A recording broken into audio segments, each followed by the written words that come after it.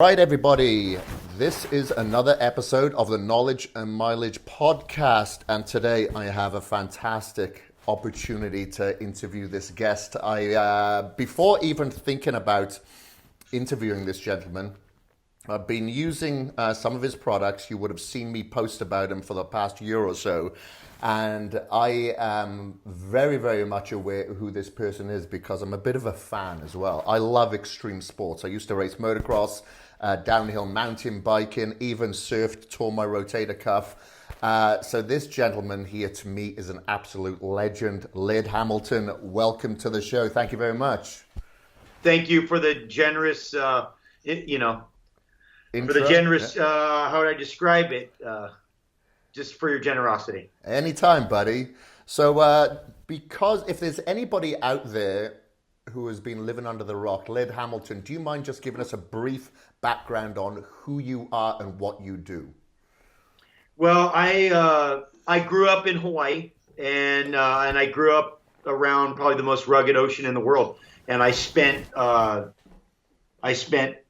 of my life in the ocean, and I'm known specifically for riding giant waves, for being an expert at big wave riding. But I kind of describe myself. I like the description more of innovator. I kind of like the creative side of innovation. So I've been involved in quite a few different innovative techniques.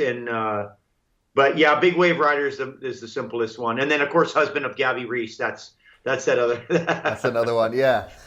So some of that innovation, of course, tow-in surfing, if anybody doesn't know what tow-in surfing is, basically these waves are just so big, there's no way that you can paddle out to them. You have to get towed in by a jet ski to even attack them. And one of the other things that I heard that you've been an innovator of as well was stand-up paddleboarding, correct? How did that come about? Most innovations out of boredom. Most of it's out of boredom, and the stand-up paddling concept really came out of, first of all, my desire to take my children surfing when they were young. And I got these giant boards and I started playing with them in the surf to get used to them before I put the kids on them. And then we were standing around and the wind would blow you back out. And one day my friend had a paddle and I started using the paddle, and then the position was incredible ergonomically, just the way you stood, the breathing, the balance. And then I started using it for training. And then I started using it in surf, and then bigger surf and channel crossings and just all these other kind of activities with that discipline. And then I got my friends doing it. And then before you know it, they're doing it over there in Dubai even. So it went around the world pretty quick. That discipline, because of obviously the broad appeal, towing into a giant wave, that doesn't appeal to everybody. You need a giant wave and you need the spirit to do that. But stand-up paddling is something that everybody can do. Yeah, it's huge. Like I'm here in Boise, Idaho, and people do it all the time here at the lake. They even do paddleboard yoga. I have enough trouble with yoga by itself. I wouldn't even attempt that on a board. But it seems to be massive. There's a river here as well. You go down a green belt, everybody's going down a river on a paddleboarding. So that's awesome that you introduced it. I do it myself as well. I've actually did it for the first time with 6 times Mr. Olympia, Dorian Yates of all people, we were in Spain. Yeah. A little bit more difficult in the ocean, but still, it's great sport. It's a great sport. Great pastime. So let's talk about, I want to talk about this documentary that I watched. I've watched a couple now, but Take Every Wave.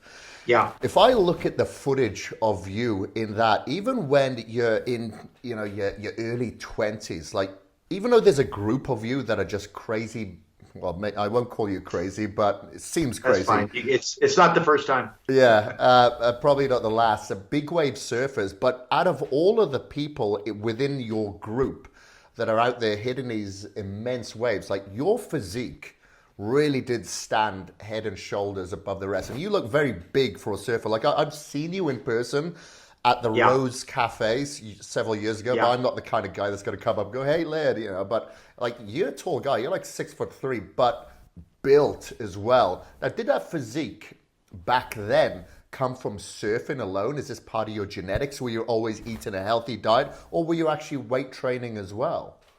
Well, I got exposed. I mean, listen, I would say there's, genetics. We have a saying, you can't make an eagle out of a chicken. You can only make a super chicken. So you got to start with a foundation. I grew up active. I mean, a lot of it's genetics, my size, and normally my size is probably, I mean, I'm big, like you said, I'm big for a surfer. It's a little bit more gymnastic, builds in surfing really benefits you, except when it comes to big wave riding. I think that's, I kind of found an aspect of surfing that suited my size. I mean, the thing is, I grew up in Hawaii where, you're around the Polynesians, so I was always the smallest guy. So I have a small guy's mentality. I have a smaller man's mentality. But I was exposed to some weight training kind of early in my career, that I had an opportunity at one point to do a film, and they gave me a trainer. This guy, Eric Sternlick, who was an early trainer down at Gold's Gym in Venice. And I spent, 5 or 6 months lifting weights, and I saw the benefits of it. It was always a dance because when you create mass, you reduce your endurance. Your cardio goes down exponentially. You slap 15 or 20 pounds of muscle on a frame. I mean, it's very rare that your cardio can stay with that, just the mass. It just takes energy to, for oxygen. But yeah, I think my upbringing, I grew up in Hawaii eating, a lot of exotic foods. We grew up eating Filipino, Japanese, Chinese. So we, a lot of different kinds, a lot of stuff from the farm. I grew up on a pig farm. We ate from the land. I mean, so I understood good nutrition, from a young age. Got exposed to, like I said, some lifting, danced in and out of lifting.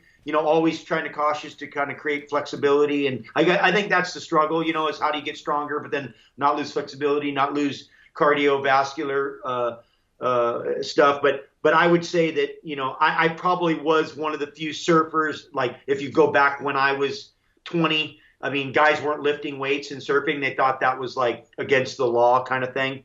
And now I think you probably see there's going to be a lot of weightlifting in surfing. I mean, maybe not bodybuilding or not to create so much mass, but just to get stronger so you can endure the punishment, and then improve performance. It's all about how do I improve performance? And I talked to somebody about, if you have 10,000 hours, 20,000 hours, 30,000 hours at a discipline, another 1,000 hours isn't going to help you like if you become more flexible or if you become stronger. That's going to really benefit you a lot more. So I started to understand that, hey, if I'm stronger and my legs are stronger and I'm stronger, I can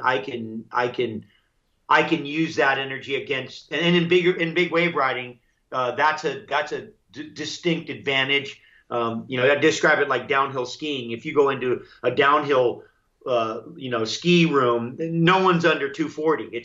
That's just where they are, and that's what you do. And if you're not, over 210 or 220 or 230, you're not going to be racing. So, right. And in big wave riding, we have that advantage, to have that mass and to be stronger. But I think it's a fine dance between flexibility and cardio and all that stuff. But, I would say, in surfing, I definitely was probably, there was a few of us, but most of the guys weren't connecting training with eating with like other sports have been for a lot longer. Yeah, for sure. And I guess by default, if that was a long answer. No, I got the answer. But I guess by default as well, being in Hawaii at that time, you're just eating organic. You're not having to worry about antibiotics, pesticides, herbicides, glyphosate, or any of that. You're eating, like you said, from the land. And back then, it would have been a lot cleaner, I'm sure. But like now, with that transit, obviously you had this amazing talent as well, on top of your amazing work ethic. And as you become better and over the years, and as you're tackling larger waves, was there a transition then when you thought, well, like when you were surfing PAE, you decided, okay, I'm going to have to start working on my breath work because I could get dunked and I could be there for God knows how long. Was there a transition where you're thinking, okay, now I'm going to have to implement weight training consistently, several times a week, not take any months off, to make sure that I can attack these bigger waves, to be stronger? Yeah, well, I mean, I think yes and no. I think part of what was happening with me, and I probably should have and should continue to implement it more. But you find like during your season when you're going, the last thing you want to do is bang a bunch of iron and be sore or tired, and then all of a sudden the surf's giant, and then your performance is compromised. It's a little bit like why you don't train heavily during your season. No sport does. And in a way, I think if you look at most athletes, they probably get more and more out of shape during their season. By the end of their season, they're probably the most in shape for the sport, but I bet overall they're the most out of shape for being in shape. That makes sense. It's like, and so then you start up that routine. It's off season, and then you can start to implement a more regimented routine where, and the problem with surfing is we don't have a defined schedule. It's not like every Sunday at 2:00 we're going to go. And so if you train on Monday, you have all week to recover for Sunday's game. It's like we could get it. Could be, it could be a week straight, could be 2 weeks in a row every day. And then it could be like, okay, it's going to be good. Oh, it's not good. Okay, it's going to be good now in 3 days. Oh, that swell didn't come. So we get a lot of that where we're kind of dancing. And I think that's, I have a tendency to be a little gun shy to overtrain during the season, because part of it is the motivation too. It's like I tell people, I go, listen, there's a reason why sports have seasons. It's like you need to crescendo. If your sport was all year round, 24 hours a day, every day, we would plateau and you wouldn't see kind of exceptional performances. I mean, that's why the Olympics, they wait 4 years. Imagine the buildup. Imagine the buildup after 4 years of, I mean, if you fasted for 4 years, you'd be pretty hungry. It's like you do anything like that, you're going to be, but that's going to create these unique, super high level performances. At least this is my kind of perspective. No, that makes sense. Like I competed in some Ironman events, another event that has its world championships in Hawaii there. So I did it for the reason, because I wanted to show bodybuilders and strength trainers specifically, look, you can do endurance work. You should be working the most important muscle in your body, your heart, and you're not going to wither away to nothing. Look, I'm not 260 pounds, but I'm a 225 pound guy at 5'8". That's quite big. So I decided to do a couple of Ironman events a couple of years ago and last year as well, some months ago, and did an ultra marathon as well, just to prove to people, look, you don't have to go this extreme, but you can do a little bit of both. But you are going to have to cycle this, and a lot of triathletes will do that. They'll bring in a little bit of strength training over their winter period, and then they'll get away from the strength training a little bit more and just then focus on the sport, as you say. I think the only sport that we see now that's at least televised 24 or 52 weeks of the year, and that's like UFC. But, you have these fighters that build up to that one fight or two fights a year, and that's about it. Yeah, well, then they have to recover from getting beaten on, too, after that, too. So it's like, it's all, I think, like you said, I just think that's the natural, that seems to be more harmonious with nature, which obviously we're from. I mean, there's a winter, there's a summer, there's a spring, there's a fall. Like when the moon begins to, recede, then growth slows down, and when it expands. So I think that's a natural ebb and flow, biorhythms. I mean, all these things just work that way. And I think if you go against that natural flow, that there is some cost for that. There's going to be and if it's not only just the mental aspect of just being motivated, it's like the monotony of just a certain thing. After a while, you're like, okay, I'm good. Like, give me something. Just give me anything. Give me a change, right? Yeah, for sure. So what is your change? And we'll talk about some of the business platforms that you've got in a second. But you do have a lot of businesses running. But like when you're not surfing, do you have another sport, another recreational that thing that you like to do as a transition to keep you motivated? Yeah, I mean, listen, I have a couple different disciplines. Right now, I'm very passionate about a new discipline, hydrofoil surfing, which is documented in the film, but we have all these other kind of disciplines within it that we have electric ones now, and ones for smaller waves, and all this stuff that is keeping me inspired. I think that's the biggest. Listen, when you've been doing a sport for 50 years, you need to figure out whatever way you need to do it to be inspired. It's like, if you've been with a woman for, 30 years, you might say, hey, can you just wear something different tonight or something, something. I mean, just, you have to have, you need to keep, and it seems that stuff is, to be inspired is probably the key element. I love cardio stuff. I love, I have all these other fitness stuff. I mean, as far as a sport goes, I mean, I love snowboarding because it's connected to surfing. It's a very similar activity. I like endurance stuff. I like the mental flush, the mental washing of your mind from doing, like you said, Ironman, Ultraman, like that, just that kind of endurance stuff. I like that game. I think that's a very human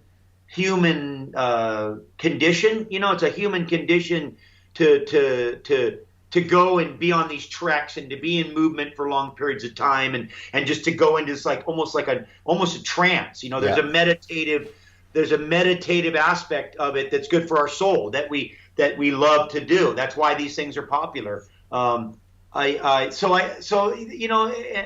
then, I mean, like I said, when you look at health and wellness and you think about, okay, some fasting, and then, hey, you're going to do some yoga, and then you're doing, and I'm doing heat and ice all the time. And, it's like you start implementing all these things pretty soon. There's just no time.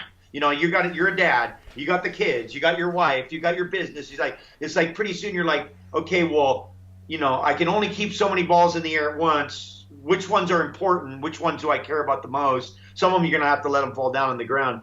And, but being inspired, I think, is the number one thing. It's like right at this moment, our season's been kind of rocky. We had an incredible January, and then it's just been, the weather's been really strange. And, I'm still supposed to be in my season, but I haven't really had enough kind of activity during my season to kind of make me good for the off season. So I'm still kind of getting my head around that. And that's all part of it. These are all part of that's all part of the continual,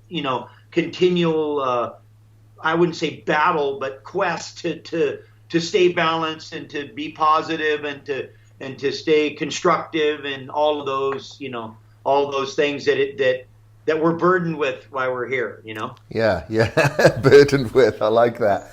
So, one of the things that I've noticed, or blessed with, or that we're fortunate to get to do, because I hate to say, oh, I have to go. Now our new thing is not I have to, I get to. I get to go here. I get to the thing. It's the law of attraction. You invite it into your universe. Whatever comes your way, you've invited it. That's right. So one of the things that I absolutely love, because I used to race motocross. I know we'll speak about Ricky Johnson. I guess he's one of your friends as well. Another one of my heroes growing up. And then downhill mountain biking. And then I just got into bodybuilding. It was just very therapeutic. I like physical activity, but it's a lot of time indoors. So when I decided to transition and become like a quote unquote hybrid athlete, one of the things that I absolutely loved, which I've noticed the connection that you get, is with nature. Whether you're snowboarding, I just came back from Montana snowboarding this weekend. Phenomenal. Absolutely love it. Makes you feel blessed. And it's the same when you go out for a 12-mile run and you're out in the wilderness, going into the mountains here in Idaho. It's very meditative. You get away from your EMFs, the noise, the pollutions. Don't even have to wear your headphones. You can just be at one with nature, listen to the sound underneath your feet, the birds, whatever. I'm assuming that is the one big thing that attracts you about your activities in your sports, whether you be snowboarding, whether you be out big wave surfing, or now with your foil as well. That has to be one of the biggest attractors for you, I'm assuming. And I'm sure that's one of the ways that you kind of ground yourself as well. You're out there, you're barefooted, you're getting away from all these EMF rays or microwaves, etc. Do you find that puts you in a better, positive mental state of mind? Oh, I mean, that's the essence of the whole thing. And that's what, we talk about connectivity, but that's the relationship with nature gives you for me it gives me it makes you understand why you're here. Like you're ultimately here for that. That's your, or if you're here for anything, it's to be that we're connected, and that gives you it brings. I mean, listen, I can, and I've been doing it lately. I've been in California a little bit, so I've been in the mountains lately, and after the fire, and I'm riding through these burned out fire zones, but we've had an excessive amount of rain, and I'm watching the crows fly, and I'm looking at the hawks, and I'm out there, and it's like it makes you, what it is, you leave yourself, and then you just become part of the whole, and then I talk about it, that we are and it is, and it's like we are and it is, like we are part of it and it is part of us, like and when you're in harmony, which means just when you're in nature doing and walking, sitting, just connecting with nature, you leave self behind and you just become part of the bigger thing, which I think at the end is probably one of the most therapeutic things we can do for our state of being, for our being. Like after you're done, you're like, oh, I'm good. Like you can do whatever you want to me now. Like life can do what you want to me, throw me in some traffic, get the kids going, whatever you need to do, I'm good with it. Like I'm okay once I get that, and sometimes it's easy to forget how important that is, because a day and then 2 days, and before you know it, you're like, I don't know what's wrong, but and then all of a sudden you're like, oh yeah, reconnect, replug in. Okay. Well, and we call it, everybody else calls it disconnecting, but I call it reconnecting. Like, we're not disconnecting. We're actually connecting with what we are and where we're from. And where we should be. Yeah. That's right. Yeah, for sure. Like, funny you should say that, because like we all get stressed. Now we live in a day of instant gratification, Instagram, social platforms, a lot of people depending on you at the same time.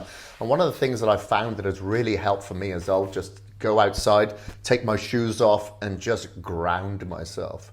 And I just find that feels good. And obviously, you spoke about, you do a lot of hot and cold thermogenesis. I noticed in the documentary that Wim Hof was in there as well. So did he actually teach you about that, or you were doing that prior, and did he help you with your breath work? Well, no, actually I knew that you were doing your breath work prior to that, but what have you taken from Wim in regards to a lot of this hot and cold thermogenesis, and how has it helped you? Well, first of all, I think intuitively we all know, we're all attracted to, hey, let's dive in that freezing lake. I bet very few of my listeners are. I'm just saying, like, we see the lake and we're like, hey, like when you're connected to nature, you were like, hey, I'm going to go in there. A friend of mine, Kris, a great hockey player, is the one that kind of was a sauna monster. But I had some friends in the past that really used the sauna for health benefits. Like they had some issues with their health and they would sauna every day, and it was an intricate part of their their therapy. So I had some sauna exposure. I was always attracted to frozen lakes and glacier streams. So when I kind of connected with Wim kind of, not only did he help me confirm some of those instincts and those intuitions, kind of like, oh yeah, well that's why I am, and and then he had some very practical breathing patterns that were easy to implement that I had intuitively been doing, and I would give Wim a lot of credit to around kind of getting me re-enthused about kind of bringing my breath work to the little bit more to the forefront, and not just isolating it to and giving it the respect it deserves. Ultimately, I think that if you put breath up front, because we know, hey, listen, we know breath is, I say breath and spirit are connected. When you start playing with the breath work, you start playing with the spirit. And so breath and spirit are intimate. And so give it the respect it deserves. Put it up front. I mean, I have a theory that part of the reason why we're all so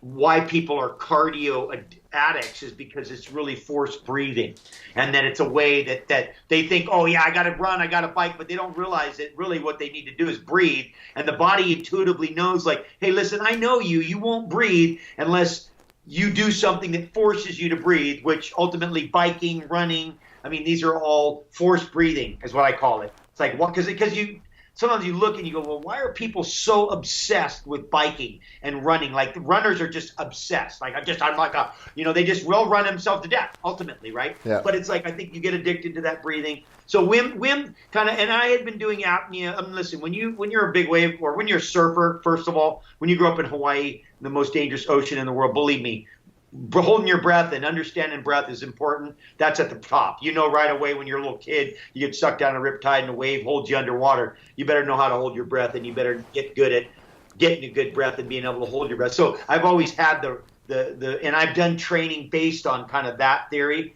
but I had never really done Wim's particular work, and that just kind of led me into exploration. I have a tendency to do that. It's like, okay, apnea. Oh yeah, pranayama. Okay, tumo. Okay, it's just like holotropic. Pretty soon you're just, you're kind of, it sparks your interest. And so that my relationship with Wim and the fun that I've had with him was based on, that kind of got me putting breath work kind of in the forefront instead of just doing it, but not necessarily prioritizing it. Right. Okay, got you. The thermoregulating thing is like, you start to understand how that system works. Again, how does it make me feel? What does it do for my recovery? What does it do for my performance? All of these things. And then you realize, I told somebody, I go, listen, when you're up in Hawaii and you're in your little thin, Lycra surf short or something, and you're back in a waterfall that's a couple 1,000 feet elevation in the shade of a giant 1,000-foot waterfall that's got wind, you're never going to get colder than you are then. I can tell you that right now. You can be hypothermic. Normally when you're in Alaska, you got all your clothes on and all your stuff. I'm saying butt naked under a waterfall in a cold shadow valley with the breeze blowing off the waterfall. Never been colder than that. So I kind of grew up in that, understanding that cold thing. So that Wim's ice work just kind of brought that to the forefront too. It's kind of like, oh yeah, like this whole thing how it affects our system. Why do we love that sensation of the way it lights us up? You dive in an ice cold lake and you come out and you're just like, you can just feel your energy. You're like, yeah, I'm alive. Yeah.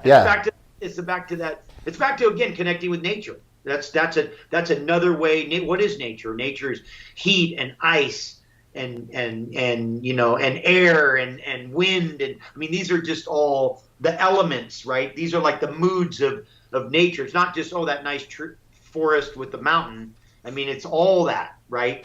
It's all that. Yeah, I have an infrared sauna out the back here that I do get in there about 5 times a week. I don't have an ice bath, but I've done plenty of ice bath work. So if it's snowing outside, I'll jump in the snow. One of the things you have snow. Yeah, exactly. But the rest of the time, that's what I'm thinking of doing, is having an ice bath, because I do get in the shower. And this is the one thing that I put out to my Instagram followers a couple of months ago. I said, I want you all to start having a cold shower every single day, even especially on the times that you don't feel like doing it. And it's another form of discipline as well. It gives you a transcendence effect. You get used to doing stuff that you don't want to do, because we all have to do it. If we want to see some type of success, you have to put your sacrifices first, And another thing I tell people, I don't want you to go on your phone an hour before bed. I don't want you to touch it for the first 30 minutes after you wake up. Because, what are people doing? As soon as you land on a plane, everyone's on their phones. Everyone's, slack-jawed. We don't even know that. We don't even know the implications of that yet. Yeah, exactly. And we got 5G coming. Oh, yeah. Well, I'm just saying, we haven't even seen the true implications of what this phone's doing to us. I see my kids. I'm like, you're pulling them off the best you can. But it makes sugar seem like mild. Makes sugar seem like child's play. Yeah, exactly. It's very addictive, and people get that dopamine fix out of it.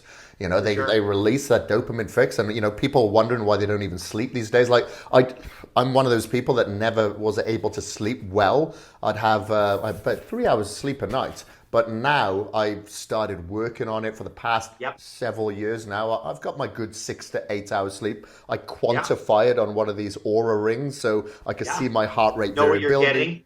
Pardon? Yeah.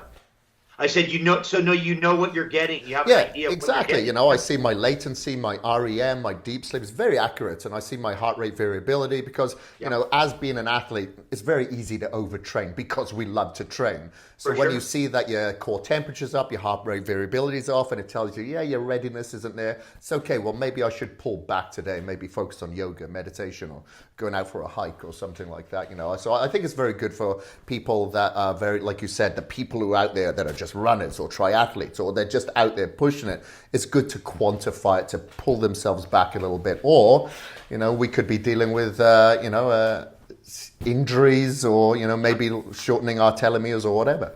But anyway. You know what? But I was going to say, too, because Paul Chek, that was the thing that I learned from Paul Chek. That really, when I went to see Paul Chek in the early days, that was the thing that had the most profound impact, was that I went through an assessment with Paul, and I don't know if you know how Paul, how crazy, he is about everything. And at the end of it, I went in his office and I thought, well, I can't wait. I'm going to have an incredible, elaborate training thing. And he just looked at me and he goes, yeah, okay. So you just need to figure out how to rest 1 day a week, no matter what. And I'm like, okay. And he goes, yeah, and pick some marbles up off the floor with your feet and put them in a bowl. I'm like, that was it. Goodbye. Have a night. I was like, what? But again, you know, respecting rest, like you said, that's something that I still struggle with, but I've become a lot, you know, I put it in its place and respect it, because you see the results. Hey, you take a day off and you come, or 2 days, and you come back with fire. You know, it doesn't mean you're not doing anything, but you're just not continuing to grind away at the disc. You know? Exactly. And you know what, if I pull that and think back to like bodybuilding, are you aware of Dorian Yates?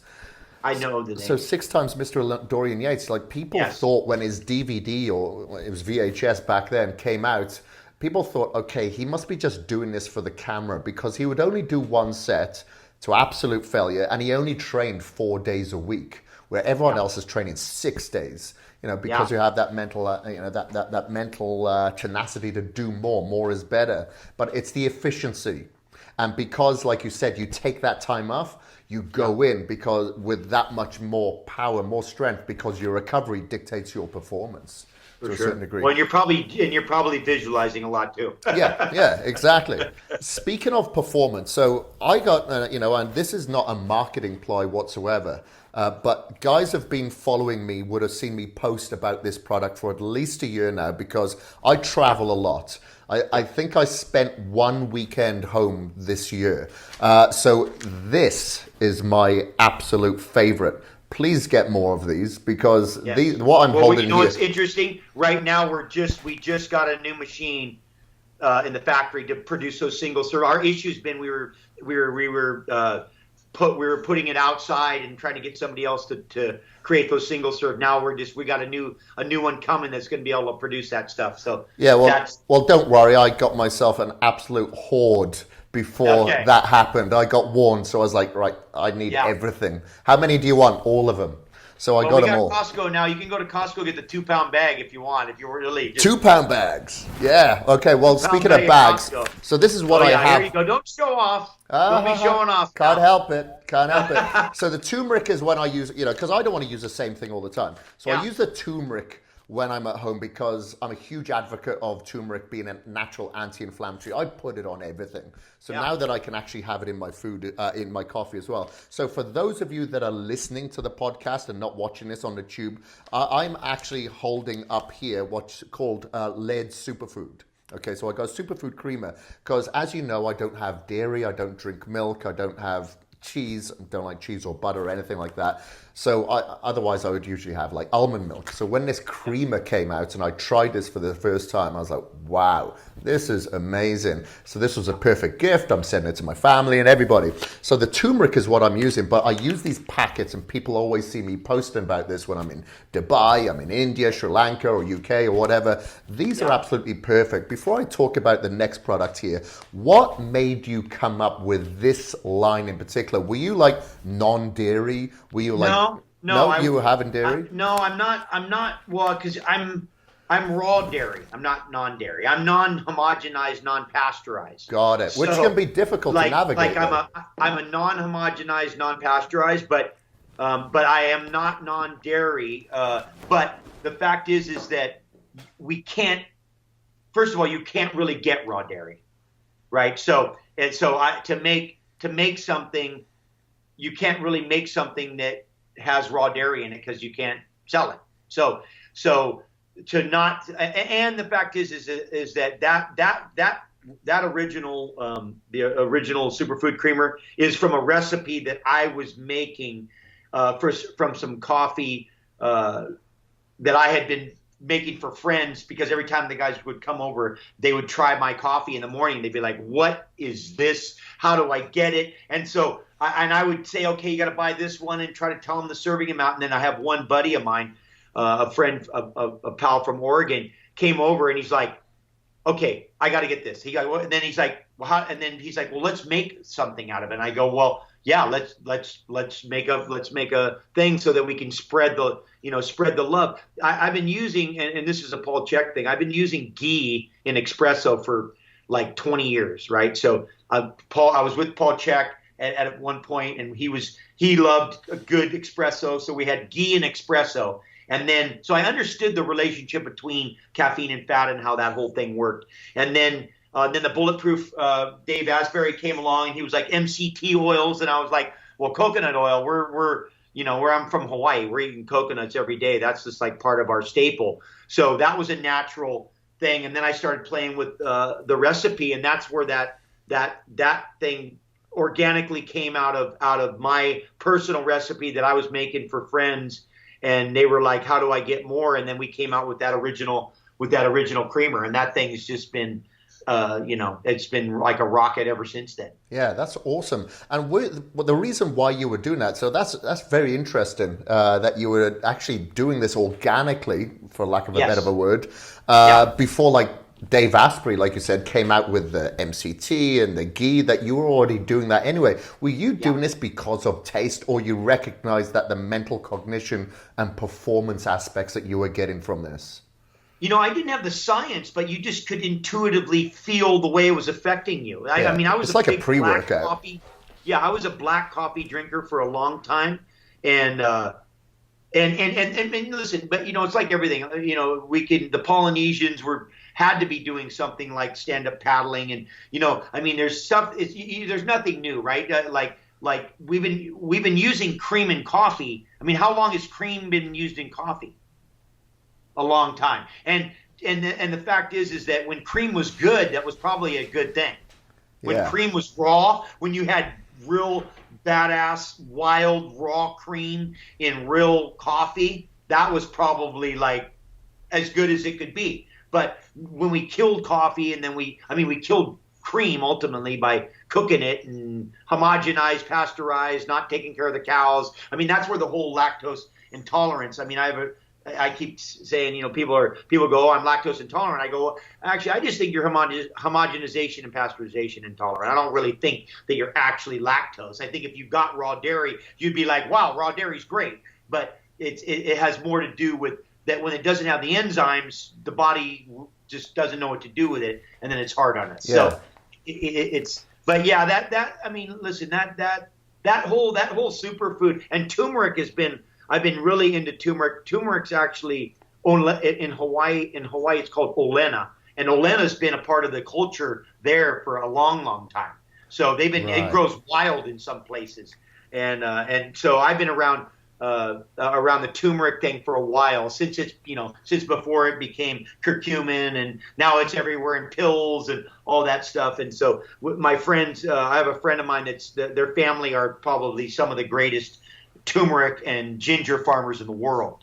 So, we get the real stuff, and we're using that, we're using that all the time. So that's just another way to, this whole creamer or superfood thing really came out of a completely organic, like everything that I'm involved in has come out of real like sincerity. Like, it's like, I'm using it. The stuff works for me. This is a great sport. Other people I know will like it. I mean, these are all genuine, not like, oh, I think I have devised a way to make money or anything like that. It's never been about that. I think that success is just a byproduct of intention.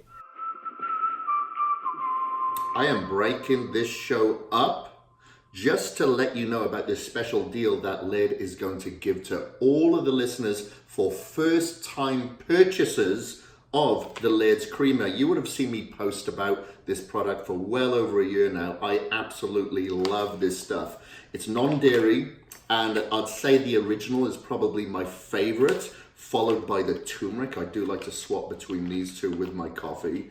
And Laird is going to offer you all 20% off this first time purchase by typing in Gethin 20 at checkout. Just check the description below and you'll see the link to that shop. And I'm also going to be trying out the organic coffee that has just showed up from Laird personally. So I'll give you a review of that on my Insta stories, but please check this out. You will not regret it. And now back to the show. For about 8 months last year, I did I was intermittent fasting, like 16-8, or not eating. We'll call it not eating. And like a cyclical sort of ketogenic diet as well. But I'd make sure that I'd break my fast with like raw vegetables and maybe some cooked vegetables. And then I'd choose a protein and maybe a fat for one meal and maybe a protein and a carbohydrate for the second meal. And I found that really helped with my sleeping patterns. I slept so much better. Now, you seem extremely energetic just talking to me. Do you have any issues sleeping? Is your brain always racing? I'm like a stone. I sleep like a rock. Like I can go to, when I lay down, I'm asleep within like 3-5 minutes. Like, and I mean, with having kids, when they kick you in the head, and like one of my daughters, I've been, I comfort her and try to, she's like, okay, Dad, will you lay with me? And then you wake up in the middle of the night and you stumble into your other bed and all that stuff. But but in general, I do well, and I always have done pretty good with my sleeping. But I think it's just because I exhaust myself throughout the day. You know what I mean? I wake up super early. So I wake up super early and then I'm full rev. So that by the time it comes to, I say timber, I can feel myself. I used to be a little more concerned. Now I'm not even apologetic. I'll just walk. I'll be like, okay, good night. Like, we'll have guests over for dinner. We'll be sitting there. It'll be like 8:30 and everybody sitting at the table and they're all talking away. And I'll be like, okay, good night. And I just turn around, walk away and go to bed. And they're like, where's he going? Gabby's like, oh, he's going to bed. It's like, so I think one of the things, it's interesting about sleep, which we have so many people that have had an issue. Like you said, you've been able to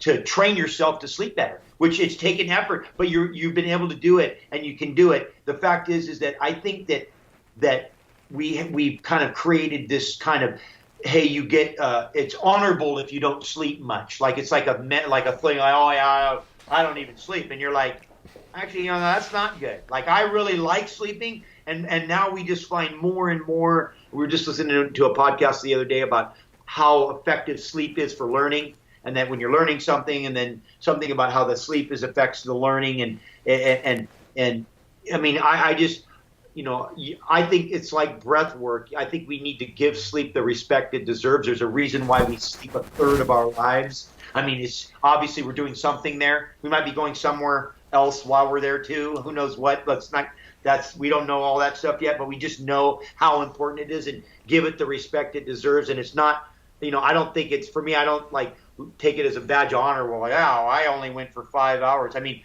I've done, it's interesting. I've done the opposite. Just recently, last year, we did like the Baja 1000 with a friend of mine, and we Ironman it. We were up for 56 hours. And, I mean, after 30 hours, you start hallucinating. Like you're just literally, and you're like, oh yeah, this is how you torture people. You just keep them up, and then they will tell you that they did anything, even if they didn't do it, and it's like, and you realize how taxing it is on the system, and that the people being sleep deprived is probably undermining their health almost more than any single thing that they can do. Yeah, for sure. And there's no doubt about it. I'd be surprised. Like I was one of those people. Yeah. Years ago, I was like, yeah, I'm a warrior, and I'm going to walk around angry, pissed off, anxious, and I'm going to use that to my advantage because I'm going to go train now, and I'm like a warrior, But it was affecting me, I was dealing with some depression, some anxiety, and I look back, like I write a lot of content, and I look back at some of the content now, and I'm like, who was that guy? I was an asshole. Yeah. That was a different person. That was a guy that didn't sleep, that had different mentality. Yeah, for sure. So I'm glad that I have some sort of obsessive compulsive nature about me now, because I'm obsessed about my sleep pattern. I'll be in bed by 9 o'clock. I don't have guests, so I don't have to apologize. I just go to bed, Well, that's where we have humidifier. Like we use, I have this thing, you know what the chili pad is? Yeah. So the chili pad I live with, I have humidifiers in the room. Are both dark. You and Gabby on the same chili pad? No, I'm on my own. Yeah. Because girls don't like that cold pad. Exactly. The girls are like, hey, I want warmth. I'm like, hey, I want cold. Yeah, so, exactly. So get over there. Too much body heat. Yeah, I know exactly what you mean. We got to have it like 60, 69 at max or whatever. We got to have it cooler there for sure. So with just wrapping this up now, before I have this last question here, are there any other biohacks? We call them biohacks today, but anything that you do specifically that you suggest? Like, people come up to me and say, what supplements should I take? What sort of training protocol? And I'm like, how about your low-hanging fruits? Are you sleeping? How much are you drinking? What sort of food sources are you eating? Then we can talk about your quote-unquote biohacks. Are there anything is there anything that you do every day? Okay, you meditate, or you do your hot and cold thermogenesis, or whatever. What other things do you do today that can help people? Because for viewers watching now, like you've just turned 55, correct? Yeah. Like you look phenomenal, phenomenal. And fun's the secret. Fun is the secret. Okay. Having fun. No stress. A lot of. Listen. I think I could say. I always shower in the morning when I wake up, and I always shower at night before I go to sleep. I could say things like that. I could say, hey, heat's an incredible way at the end of the day to recover, whether it's a hot bath or a sauna or something. But I think having fun too. If you want to look at like what the ultimate biohack for being young, young in spirit, because that's where it's going to come out. That's the part that's going to come through, no matter what the body does. Is I think having fun. I think we forget how to have fun. I think is when people, as soon as they get a little bit older, it's just they slowly learn they slowly stop having fun, and then they forget even how to have fun. And then after that, it's like, then for me, I'm like, well, why? What are we doing then? Why are we even here? When you see kids, they can have fun anywhere, anytime, all the time, right? Because and I think it's important for people to first of all find out what's fun. And I don't mean going getting drunk at the bar with the boys and all that. That's because that's actually undermining your health. I'm talking about things that are fun that actually will enhance your health. And like you said, downhill mountain bike and running in the thing, or playing a sport with, playing whatever activity, or getting in a shifter cart, or, flying in a plane, whatever it is. There's 1,000 things out there to do. And I guarantee you there's one for everybody, is to go have some fun. Like have fun, play laser tag with your kids in the dark, or, because it will be fun. Believe me. It's just, I think sometimes we get older and then we just shut down about life, kind of wears us down, and then we stop wanting to have fun. And I go and I look at that, and I just lost my buddy, who you may know who he is or not, but Don Wildman, who he's the founder of Bally's Health Clubs. It was a successful. He'd done the Ironman 10 times, done the Race Across America a bunch. First time he did the Ironman was when he was 50, and then he did it for like the next 10 years, and then finally. But he got second in his division and won it. And he's done a bunch of endurance stuff. But and he was a lifter, and he knew golds in the early days, like the actual gold guy and all those guys at all that stuff. But his whole thing was to have fun. Like the guy was, snowboarding, 80 days a year till he died. You know what I mean? Like he was like literally, he'd snowboard 80 to 85 days, and he was 80 to 85. And so it's like, it's never too late, first of all, never too late. And you got to just figure out how to have fun. I don't care what it is. It's like, but again, not something that's really undermining your health. But, you know, hey, what if you're bowling could be fun for you? You know, get on a motorbike, getting on a bicycle, getting a thing, go for, you know, play some game. Just find fun. Do something fun that you enjoy, you know, And I have a feeling that has ramifications on your health that are almost unmeasurable. Like, I just think you can't even, because you know some guys that have unhealthy lifestyles, but they're the fun guy and they always have fun, and somehow they just seem young all the time. You're like, this guy doesn't even take care of himself. He doesn't even sleep, doesn't work out, eats like shit, and somehow he seems like he's doing okay.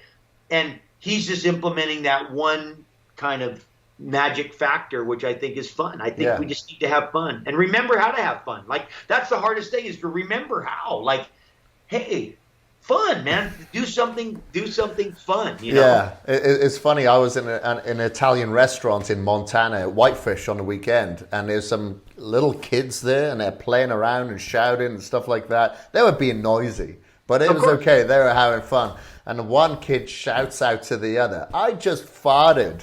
You know, and it was just so funny. It's like, when did that stop? Like, when did that transition stop, when you're turning into an adult and just having fun like that, you know? When it did, it was bad. It was all downhill after that. Yeah. I'm just saying, it was all downhill after that. Like, we need to, like, you see, I mean, listen, life's wearing us down, the way we've set it up, and how, what we have to do to survive. I mean, it's just, you know, it's wearing your ass down, but we do need to remember, you know, and I think I'm fortunate because I've made a career of fun. And so I have a kind of, I've honed the skill of it, but I have to remember too, like, hey, this is fun. This is fun. Let's have fun. Like, these are, you know, and I think men are a little better at it than women. I think women have a more difficult time having fun than men do, just in general. When you watch, like, guys are more like, you know, we're out there. And that's why most of the sports have men doing it, because we're, you know, we can have fun knocking each other out, but yeah, I just think of having fun. I think that's if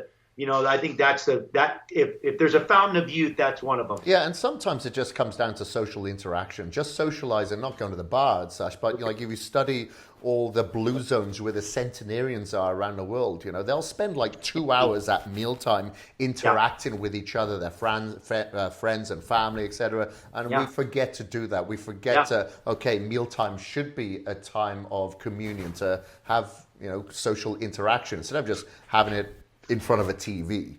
For sure. Like that. For sure. Well, Gabby's really great about that. You know, Gabby's amazing at bringing people together for dinner and then having that whole thing. And I mean, you'll laugh a lot. You know, you sit at a nice dinner and laugh. I mean, I think it's hard to measure that, what that value is, what that gives us. I think that's something magic in that, you know. But we just got to be around your house by about 6 o'clock, because you'll be in bed by 8. Yeah, well, 8. I'll make it to 8. Okay, 8 o'clock.